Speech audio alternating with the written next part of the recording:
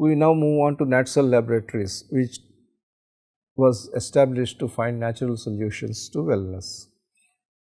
We understand that pharmaceuticals are synthetic molecules, they are chemicals, but we also understand that there are several pharmaceuticals which came out of plant and medicinal herbs, and they have become successful pharmaceuticals. They have become very useful therapeutic solutions to a wide range of ailments. Taxol, which comes out of a bark of a particular tree for oncology, that is a prime example. So are several products which are in the nutraceutical space. However, the biggest challenge in developing plant-based medicines is the challenge involved in characterizing the key core ingredient which contributes to the therapeutic effect, and making sure that any other ingredient which has got an adverse effect is eliminated. Also, extensive tests are involved to see whether it is the only one core ingredient or the network of ingredients that exist in the plant or the herb that cause the therapeutic effect. That also needs significant investigation and finalization. So, NatCell was co-founded by Dr. G.V. Subbaraju, who was an accomplished scientist in plant-based research, P.V. Krishnamuraju, who was very good in leading units to commercialization, and D.S. Bhaskar Raju, who worked formerly as the CFO of Orchid Pharma, who was an experienced leader in accounting and finance with a sharp business sense. The team identified stevia, which is a unique plant-based sweetener, as the seed for NatSol.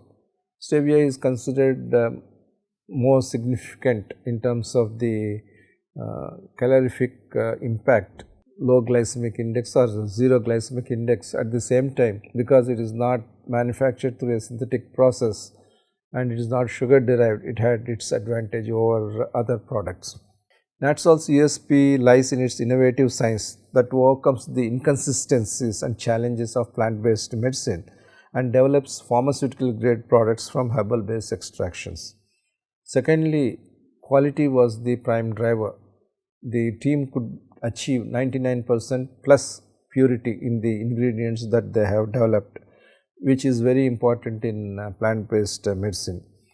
Thirdly, the company placed lot of emphasis on right sourcing, because the plants could be the ones which could make or mar the development, and the consistency of supplies both in terms of quality and the quantity is very important. Sourcing of the plants was extremely important, and also because China could always compete in traditional medicine, care was taken to choose the plant variety that is available in India and therefore is not susceptible to huge competition from China. Therefore, with focused investments made in R&D, NatSol developed products such as turmeric, fenugreek, boswellia and routine derivatives, which helped NatSol gain market entry in India and abroad.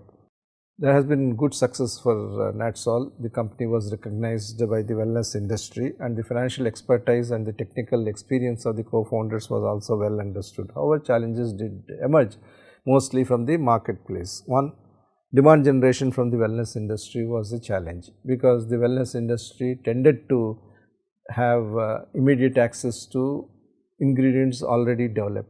NatSol offered a superior value proposition, and it required time for that value proposition to sink in. Secondly, there was competition from established products such as sucralose as far as the sugar derivatives or sugar substitute products are concerned. And thirdly, there was also a need for higher investments to be a significant volume player, because the ultimate delivery is in terms of micrograms, and you needed the ingredients in tons to be able to make a mark in terms of both turnover and profitability. So, this is a case of a science-based startup which has taken its foothold in an evolving industry, wellness and nutraceutical industry to be specific, and therefore it has to play out its game alongside the evolution of the marketplace, educating the market, educating the customers, and also making the right kinds of investments, so that there is a prudential balance between scale up and sustainability.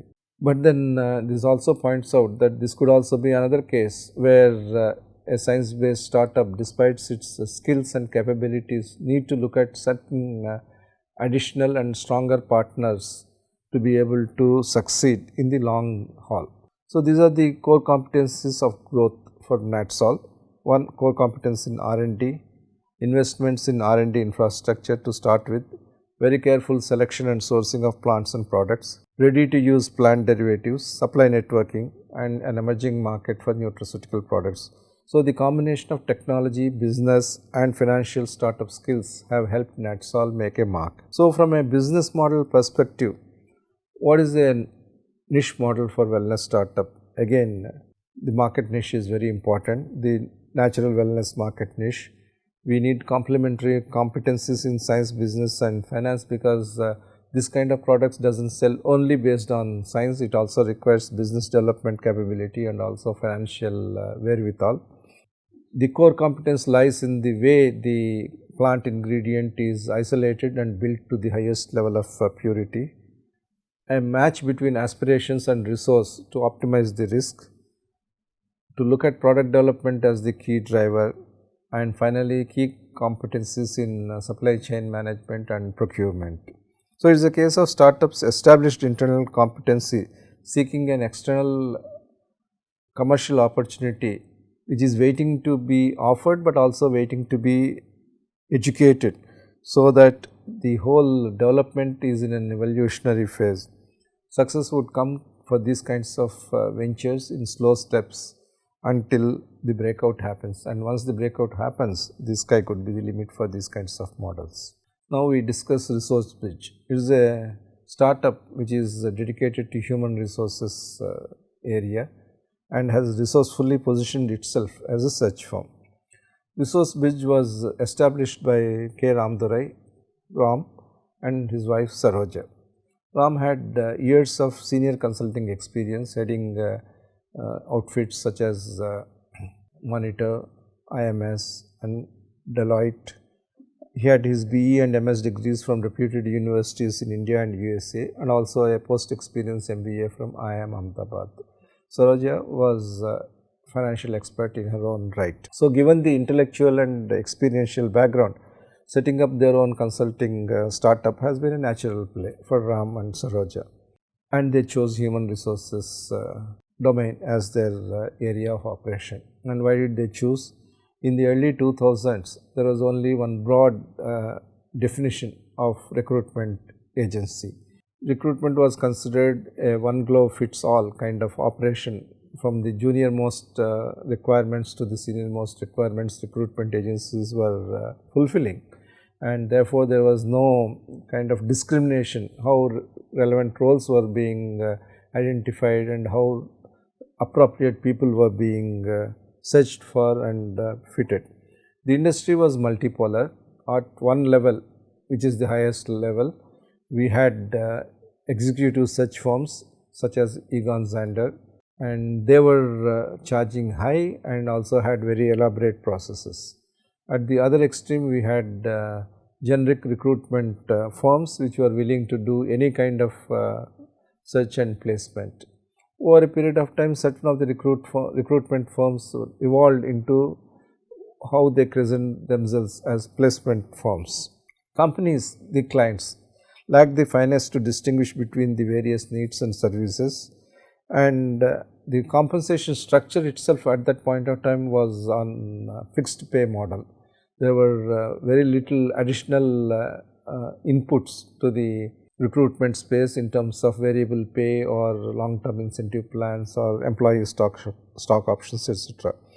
Therefore, the broader industry could not find the right value nuanced intersection between the right price and quick fit. Resource Bridge too started as a placement firm catering to all levels, and therefore encountered quite a few challenges and constraints in gaining an effective market entry. That is again because of the intellectual nature of the founders and the generic fit for all kind of approach the industry was taking. However, because the founders were intellectually and analytically enabled, they could decide on a course correction at the appropriate time to move the firm from a generic status to a differentiated status. So, they concluded that they are not going to be in the mass search area or mass recruitment area. They decided to focus exclusively on value added research space. They let go of generic recruitment or little more evolved placement business, and the firm took a call to concentrate on the search space with focused clientele, targeted placement goals and structured processes. It meant that the company had to do a very careful phase out of the existing business and phase in of the new kind of search business. It also meant that the company had to do a few things but do them well, which meant that the company chose two particular areas to operate. One was professional services and second is leadership transitions. Leadership transitions was focused on finance area where Suroja was very strong. Professional services practice was more diffused given the larger competencies which Ram had. The team was expanded with appropriate partners and team leads in different centers in India, and also a few industrial specializations were selected, not to spread too thin but also to ensure that there was a larger basket that could be offered to the clients. So, retail, fashion and industrial were considered, and leadership roles were typically related to finance and commercial and consulting to industry transitions, essentially at the CXO level. So, the revised business model provided a natural differentiator for the company, but it also required several other institutional measures in terms of a strategic database, investment in people, information assets and training, the ability to communicate effectively with the clients who are looking for senior appointments, which meant that you needed to interact with the CEOs and CXOs and the very senior CHROs of the company, and also very accomplished candidates on the other side, from the talent side. So, a value proposition had to be effectively structured and communicated to both sides, which only an intellectual based organization can deliver. So, this graphic presents how kinds of options available for ResourceBridge. We started with recruitment, which is a mass numbers game. There was an obsession with speed. Quality was likely to be sacrificed in the game, and it was a low volume. Little improved was the placement option, where it was still a transactional approach, but at least it looked at a better match of demand and supply situation, and it provided medium value, medium volume play. However, the company chose to go on the search path, which was a kind of multi-phase stage gated approach. It would seek an optimum definition of the role fundamentally and then seek an optimal match between talent and role. It also looks at various other aspects like cultural synergy between the individual and the corporation, appropriate professional chemistry between the incumbents and the existing peer level leaders and the top bosses. It also required the use of intellect based tools and techniques, and more than anything else, it required a custom service for each company, more time consuming, more painstaking, but likely to be more effective in terms of a high value, low volume play. So, that was the path chosen by ResourceBridge and it worked. So, in contrast to the other three models which we discussed, ResourceBridge reflected an intellect based service model. The ingredients of the intellect based service model were 6. 1. Differentiation. The company could offer a differentiated value proposition in a crowded market. Second, it chose its areas of operation very clearly and with focus. It focused on domain specialization. It also looked at service differentiation as the key aspect of growth.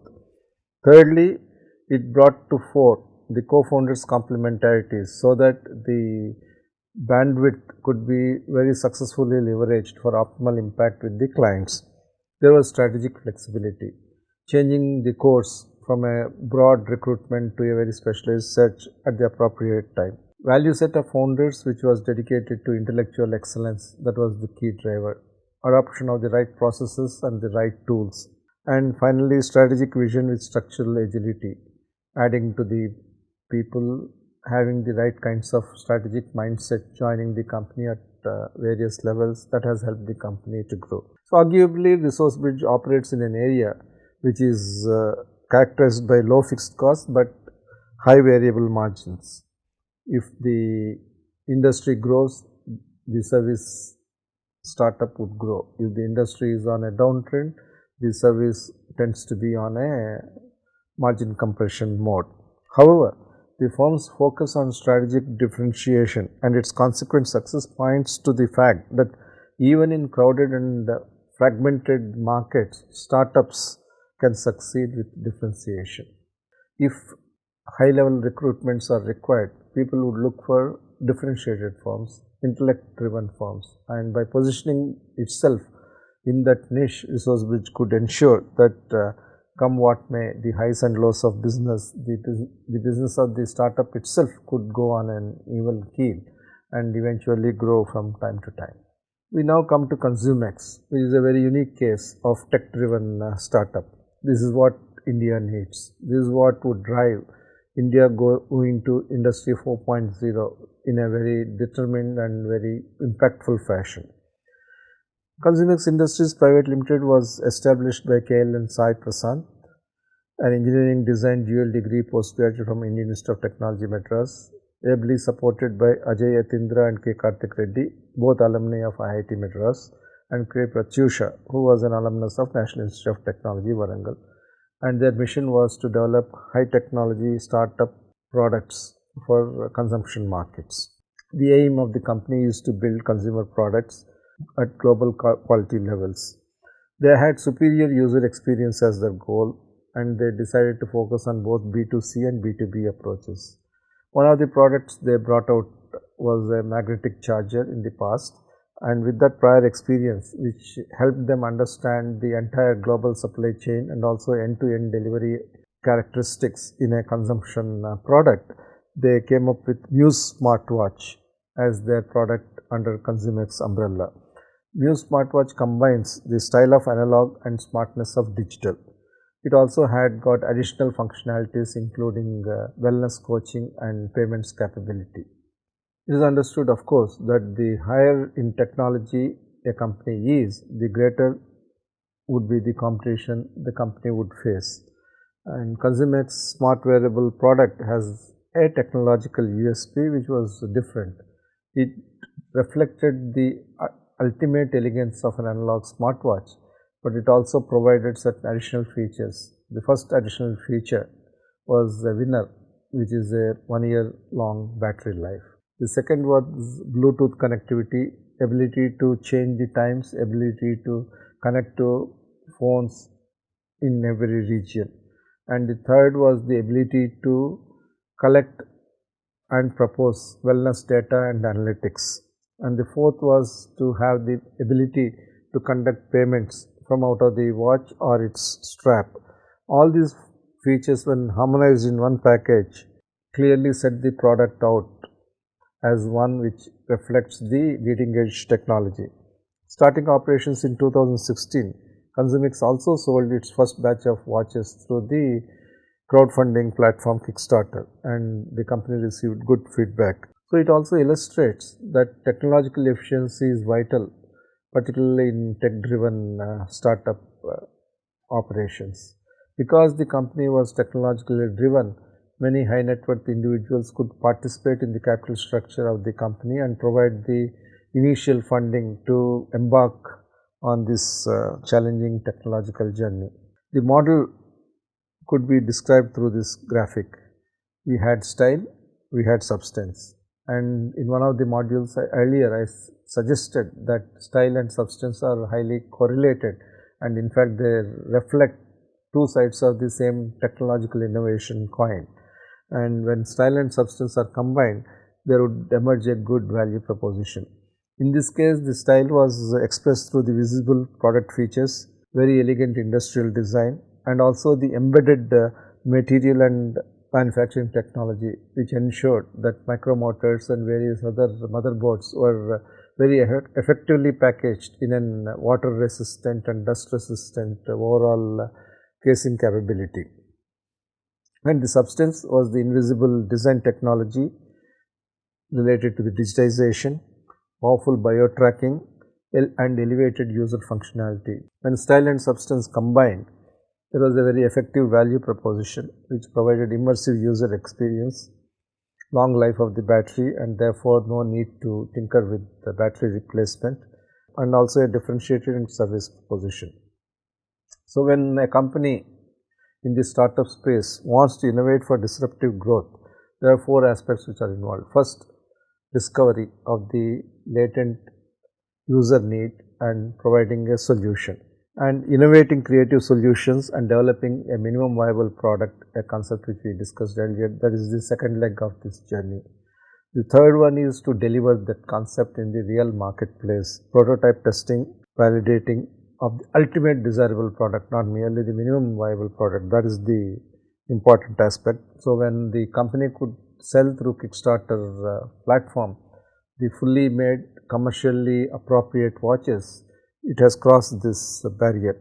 And to be able to do that, the company had to master the supply chain covering countries such as Switzerland, China, India, Korea, and provide the components which at the highest level of quality and at the most appropriate level of cost, so that the overall product reflected a good quality cost equation. And commercialization had to be done on first few thousands of watches before a large entry into the marketplace could be structured. That is the delivery portion.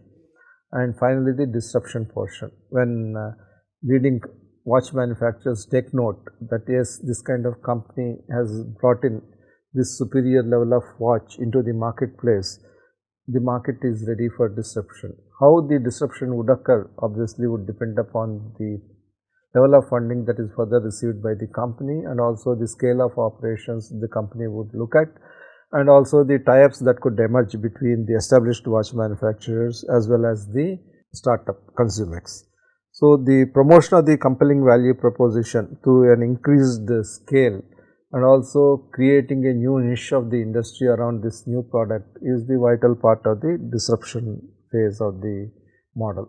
In terms of the key takeaways, a tech-driven wearables model has got these 6 important components. First, fundamentally, core competencies are absolutely vital because this is a technology game and it cannot be outsourced, or external ideas cannot be easily implanted in the company. So, core competencies of the founders is extremely important. Second, creative problem identification and problem solution, not following the herd, but coming up with something which is very unique to the requirements of the users of smartwatches. Third, styling of watch with utility of fitness band and wellness coach, combining multiple functionalities in the same product without any compromise, actually with the enhancement to the styling. That became one of the important aspects of the model. Rigorous prototyping and validation. The watches were tested by the employees for several months before the product was put on the marketing platform. And again, as I said, global supply chain management covering Switzerland to China was extremely vital in this whole journey, including choice of the right contract manufacturing organization to be supportive. And the 6th component is the angel funding, which provided funding for the high level of R&D investment that is required for a smart wearable. So, Consumex is the prototype of a startup movement that India needs. Innovation, ambition and disruption that combine style and substance. And the success of Consumex would surely be inspirational for the startup movement in India, because this is where the technology should lead India in the startup movement. Another technology intensive product is clean rooms for pharmaceutical industry majorly, and also for semiconductor industry, because the atmospheric conditions in a pharmaceutical industry need to be preserved, and even more so in sterile manufacturing. Clean rooms and clean room panels are extremely important. The founder of Integrated Clean Room Technologies Private Limited, iClean for short, was Mr. Gopi Katamaneni.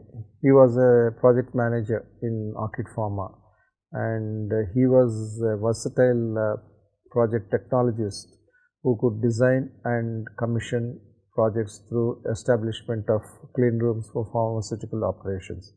He established the company in 2003. When he established the company, most of the clean rooms and the clean room panels were being imported by the pharmaceutical clients from developed nations, and they also had long lead times. The panels were available for overseas plant requirements, and Indian plant requirements were quite varied.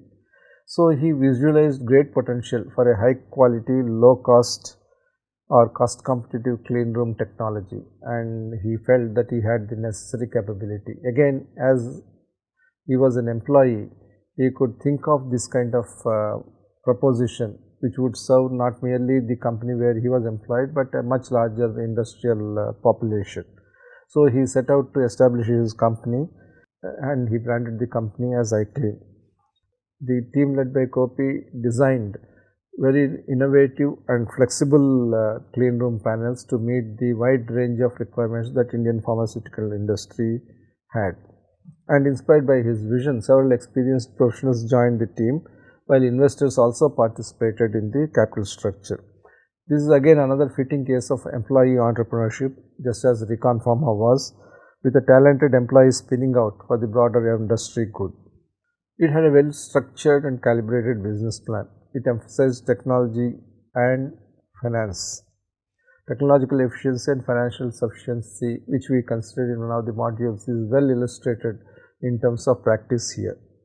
First, product range. Multiple clean room panels and accessories were in-house designed and added to the product range. Later on, pre-coated panels, GRP panels, fire doors and other accessories were added based on joint ventures. So, that enabled Gopi and iClean to take care of a huge number of pharmaceutical requirements. Secondly, very quickly there was ramp up of the manufacturing capability. It got into 9 manufacturing locations, could service multiple domestic customers, because pharmaceutical industry was spread over India with Hyderabad, Chennai, Bangalore, Pune, Mumbai, Ahmedabad, Himachal Pradesh, Baddi, even Kolkata being home to several kinds of manufacturing companies. Therefore, it was important for the company to be manufacturing wise diversified and with the ability to serve multiple customers, and the team grew to 1,200 employees. Over 14 years, the company became the largest clean room technology company in India, which is a credit for any startup, with a turnover of nearly 450 crores, out of which 400 crores was in India and 50 crores was being exported abroad. In 2012, private equity player Global Environment Fund acquired a 26% stake. That funding was very useful for the company to automate the plant and to reach newer geographical areas. In 2015, TTE of Japan took a stake of 33%, which provided an exit to the first investor and also provided additional funding for more major expansion for the company. The company has a very demonstrated quality record, both in terms of multiple quality accreditations and also actual installation performance. This has led to repeat customer orders. The company has got ISO 14000 and 18000 certifications beside OSHA certifications, reflecting the focus on environment and safety. Gopi attributes the entrepreneurial success to timely identification of the market potential, development of flexible designs to suit multiple aseptic facility needs of India, focus on high manufacturing and installation quality, timely completion of jobs, and the competitive value proposition for customers. As you would see in one of the later slides, it is a kind of design to installation cycle that was focused on by iClean to make a differentiated value proposition. So, what are the challenges of pharmaceutical clean rooms?